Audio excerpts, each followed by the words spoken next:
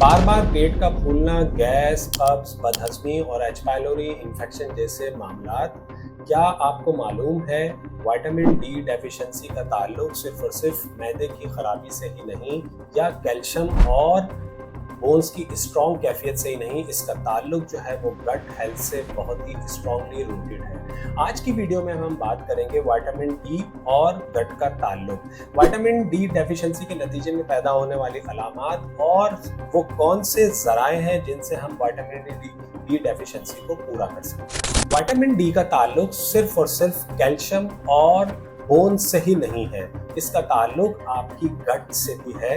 यानी इनको अगर हम बहुत डीपली स्टडी करें तो हमें पता चलता है कि हमारी आंतों के अंदर खरबों की तादाद में बैक्टीरियाज मौजूद हैं जिन्हें हम गट माइक्रोबायोम्स कहते हैं। एक्चुअली विटामिन डी हमारी आंतों की हिफाजती दीवार को मजबूत करती है, इसके साथ साथ हमारे मुदाफियती निज़ाम को अपलिफ्ट कर रही होती है, और ये जो गट में मौजूद माइक्रोबायोम्स हैं इनके बैलेंस को बहुत बेहतर कर रही होती है। यही वजह है कि जब विटामिन डी की डेफिशिएंसी होती है तो आपको गैस, कब्ज, अफारा और आईबीएस जैसी सिम्टम्स जो है वो प्रोड्यूस हो रही होती हैं। यानी पैदा होने वाली अलामात को पेट से ताल्लुक जोड़ा जा रहा होता है, जबकि ये विटामिन डी की डेफिशिएंसी की अलामात हो सकती हैं। और क्या वो अलामात हैं जिन्हें आप जब फील करें तो विटामिन डी को टेस्ट करवाएं, या ये आपको पता चल जाए कि आप में विटामिन डी की डेफिशिएंसी हो रही है। अगर आपका सारा दिन थका थका गुजर रहा है, कमर में दर्द रहता है, हड्डियों में दर्द रहता है, जॉइंट पेन से आप गुजर रहे हो अर्ली टाइम के अंदर, और इसके साथ साथ आपको चिड़चिड़ापन रह रहा हो, और ये थकावट की कैफियत जो है कुछ इस तरीके की हो कि आपको गुनूदगी की कैफियत रहती हो, अगर ये कुछ अलामात आप अपने अंदर फील कर रहे हो, और कभी कब्ज, कभी डायरिया वाली आईबीएस जैसी सिचुएशन, तो आपको चाहिए कि आप विटामिन डी रिच डाइट लें। तो आइए, विटामिन डी रिच डाइट क्या हो सकती है।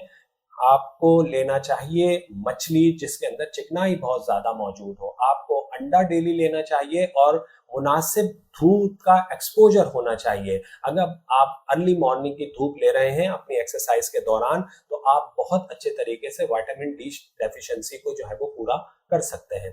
तिब्बी यूनानी के मुताबिक मुनासिब मिकदार में आप अगर बैलेंस डाइट ले रहे हैं और आप सूए मिजाज से नहीं गुजर रहे, और आपका मैदा जो है वो स्ट्रांग है, और आप जो है वो एक्सरसाइज नॉर्मल कर रहे होते हैं, तो आप बहुत अच्छे तरीके से विटामिन डी डेफिशिएंसी से नबरदाजमा हो सकते हैं, या इस सिचुएशन को कंट्रोल कर सकते हैं। तो आपने बैलेंस डाइट भी लेनी है, एक्सरसाइज भी करनी है, और अंडे, मछली का इस्तेमाल मुनासिब मिकदार में करना है। इस तरीके से आप विटामिन डी से की कमी से महफूज रह सकते हैं, और आपका गट और विटामिन डी का तनासुब ही आपको अच्छी सेहत की तरफ ले जा सकता है। अगर ये वीडियो आपको पसंद आई हो तो अपने दोस्तों में शेयर कीजिए और चैनल को सब्सक्राइब कीजिए, और मजीद इस तरीके की मालूमाती वीडियो के लिए कमेंट्स में हमें लिख के भेजिए गट हेल्थ सीरीज। शुक्रिया।